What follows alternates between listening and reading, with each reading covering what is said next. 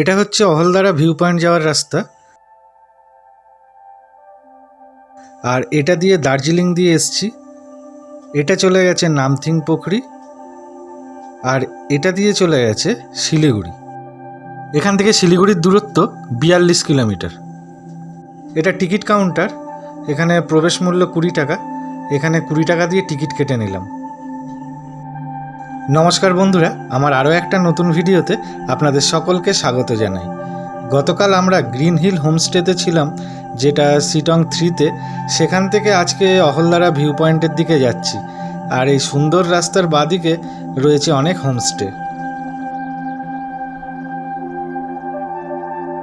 আমার অনেক পর্যটক বন্ধু আছেন যারা শহরের ভিড় এবং কোলাহল এড়িয়ে ফাঁকা কোনো জায়গায় সময় কাটাতে পছন্দ করেন। তাদের জন্যে এই জায়গাটা আশা করি খুব ভালো হবে। আকাশ পরিষ্কার থাকলে অহলদারা থেকে খুব সুন্দর সানরাইজ এবং সানসেট দেখা যায়। এখানে আসতে গেলে নিউ জলপাইগুড়ি রেল স্টেশন থেকে বাগডোগরা বা শিলিগুড়ি থেকে গাড়ি পেয়ে যাবেন। সেবক থেকে কালীঝোড়া হয়ে আসতে হয় অহলদারা ভিউ পয়েন্টে। দার্জিলিং ঘুরেও এখানে একদিন বা দুদিন কাটানো যেতে পারে। সামনে এটা পার্কিং এরিয়া। অহলদারা ভিউ পয়েন্টের একদম ওপর থেকে এই ভিডিওটা আমি তুলেছি। আকাশ পরিষ্কার থাকলে এখান থেকে খুব সুন্দর ভিউটা পাওয়া যায়।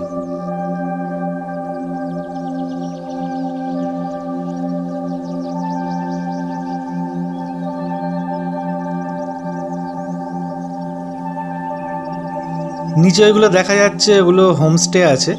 আপনাদের নিচের হোমস্টেগুলোও ঘুরিয়ে দেখাবো। এখন উপরটা একটু ঘুরে দেখে নিই।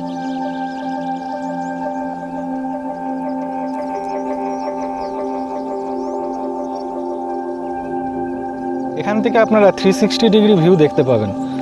কলকাতা থেকে এতটা দূরে আসলাম বাইক নিয়ে কষ্ট করে, একদম মন ভরে গেল জায়গাটা দেখে। আপনাদেরও বলবো আপনারাও এখানে একবার এসে ঘুরে দেখে যান।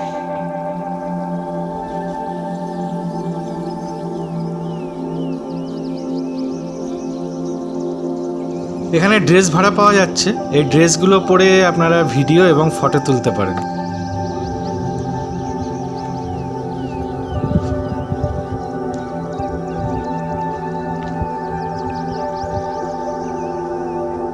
আমার এই পর্যটক বন্ধু দূরের পাহাড়গুলোকে আরও পরিষ্কার করে দেখার চেষ্টা করছেন।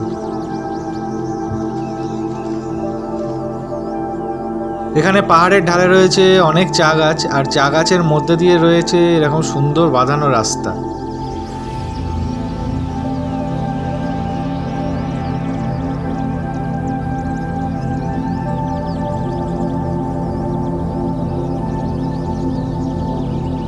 অনেকক্ষণ ঘোরাঘুরির পর খুব খিদেও পেয়েছে, তাই এখান থেকে মোমো নিয়ে নিলাম, চিকেন মোমো।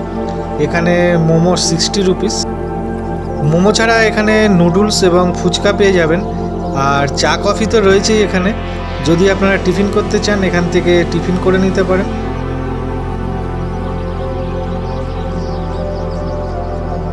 এখানেও কিছু হোমস্টে রয়েছে। আমি কিছু হোমস্টের নাম্বার ডেসক্রিপশন বক্সে দিয়ে দেবো। আপনারা যদি এখানে আসতে চান এই নাম্বারগুলো যোগাযোগ করতে পারবেন।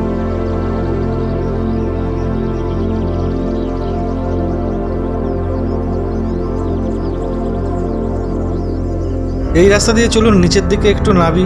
ওখানে কিছু হোমস্টে আছে, সেগুলো একটু ঘুরে দেখি।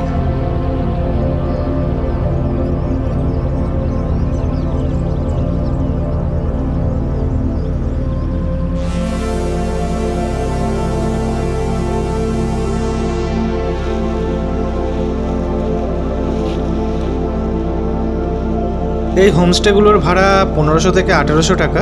সিজন অনুযায়ী ভাড়া কম বেশি হয়। আর যদি টেন্টে থাকতে চান এখানে ভাড়া 1200 থেকে 1300 টাকা। একদিন থাকা এবং 4 বার খাওয়া নিয়ে এই অ্যামাউন্ট নেওয়া হয়। এর মধ্যে থাকছে ব্রেকফাস্ট, লাঞ্চ, সন্ধ্যায় স্ন্যাক্স আর ডিনার।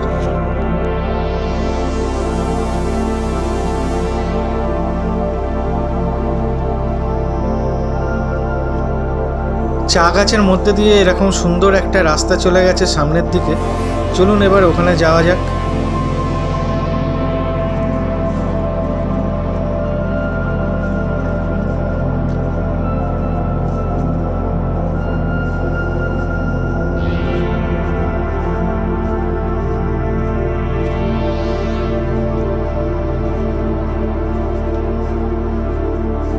অহলদারা ভিউ পয়েন্টের এই জায়গা থেকে রবীন্দ্রনাথ ঠাকুরের একটা ন্যাচারাল ফেস দেখা যায়, কিন্তু এখন কুয়াশার জন্য সেই ভিডিওটা আপনাদের দেখাতে পারলাম না।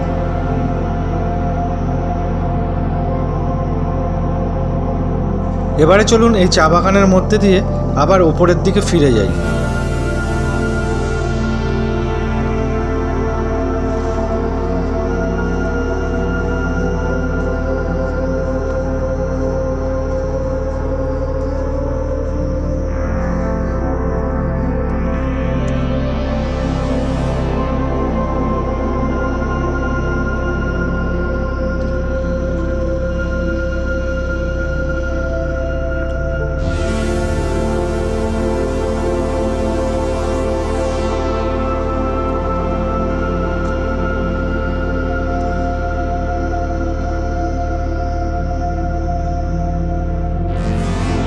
অহলদারা ভিউ পয়েন্ট থেকে বেরিয়ে এবারে চললাম নামথিং পোখরির দিকে।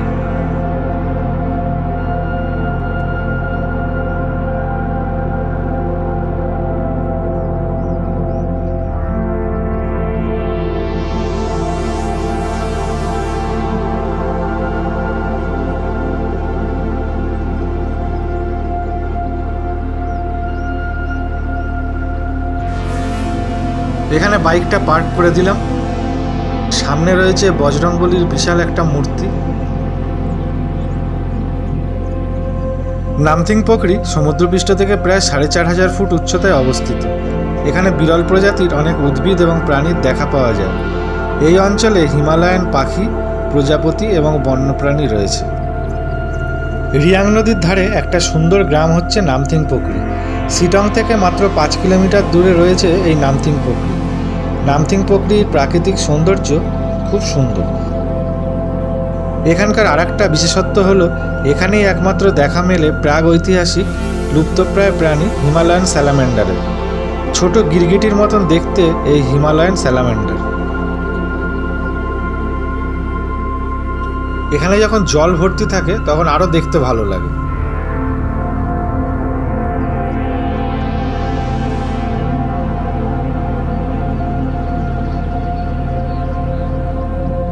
এই রাস্তাটা দিয়ে লেকের পাড় দিয়ে অনেকক্ষণ ঘুরে বেড়ালাম, কিছুক্ষণ সময় কাটালাম এখানে।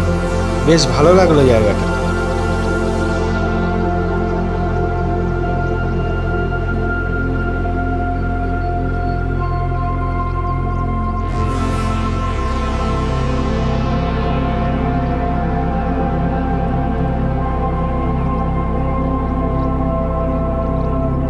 নামথিং পোখরি থেকে বেরিয়ে এবারে চললাম লাং লেপচা বৌদ্ধ গুম্ফার দিকে। এটা প্রায় 350 বছরের প্রাচীন। নামথিং পোখরি থেকে এই বৌদ্ধ গুম্ফার দূরত্ব প্রায় 2 কিলোমিটার।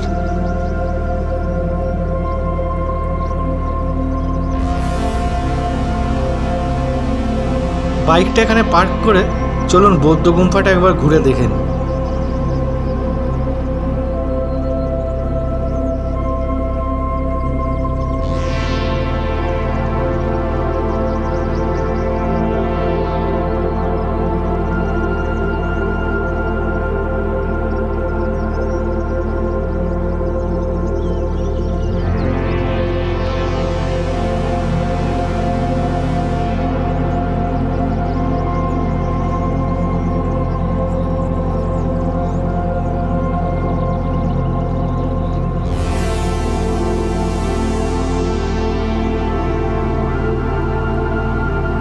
এখানে এসে আমার 2 ছোট বন্ধুর সঙ্গে দেখা হয়ে গেল।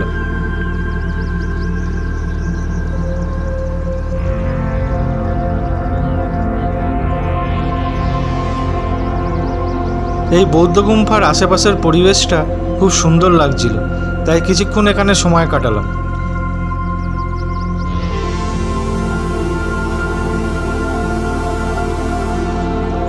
এখান থেকে বেরিয়ে এবার চললাম আই লাভ শিটংয়ের দিকে।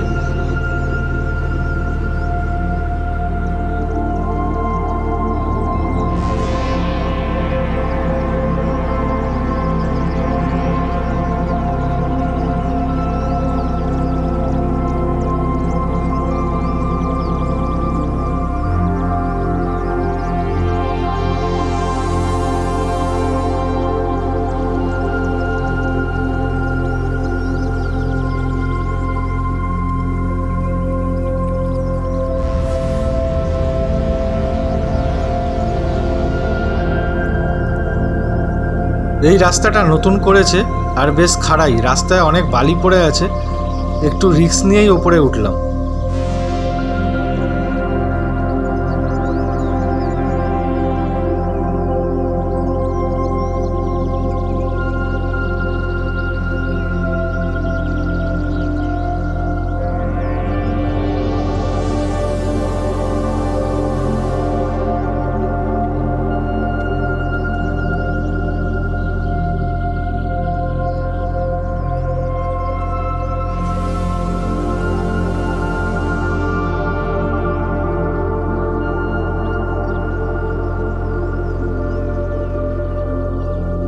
ওপর থেকে দূরের ভিউটা খুব সুন্দর লাগছিল।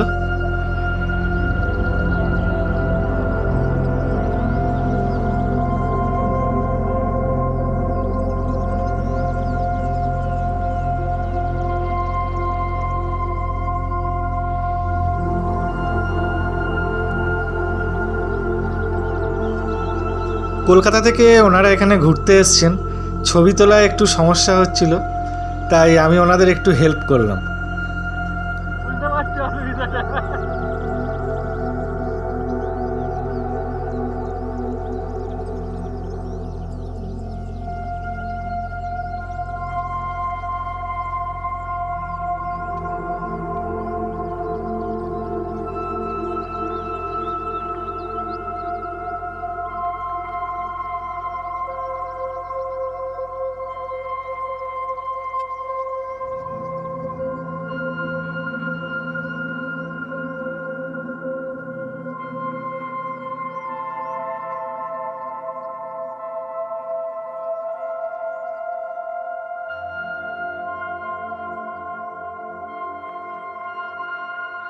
ফটোশ্যুট আর পরিচয় পর্ব সেরে এবারে চললাম যোগীখোলা রক ক্লাইম্বিং স্পট দেখতে। আই লাভ শিটং থেকে এর দূরত্ব 7.6 কিলোমিটার। বেশিক্ষণ সময় লাগবে না, 15 থেকে 20 মিনিটের মধ্যেই পৌঁছে যাব। পাহাড়ি রাস্তার একটা আলাদাই সৌন্দর্য, প্রতিটা বাঁকে বাঁকে আলাদা আলাদা রূপ তার।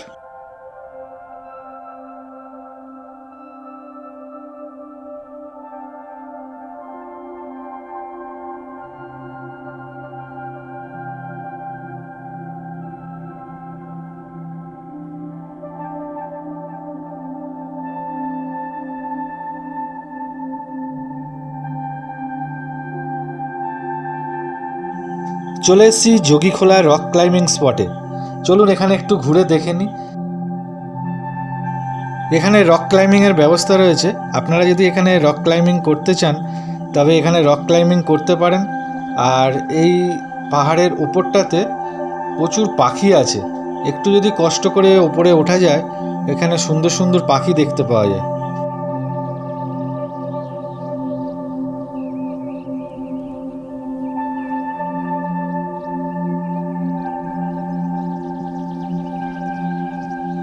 এখান থেকে বেরিয়ে চললাম এবার শিলিগুড়ির দিকে। এখান থেকে শিলিগুড়ির দূরত্ব প্রায় 40 কিলোমিটার। আপনারা এই সুন্দর রাস্তাটা এনজয় করুন।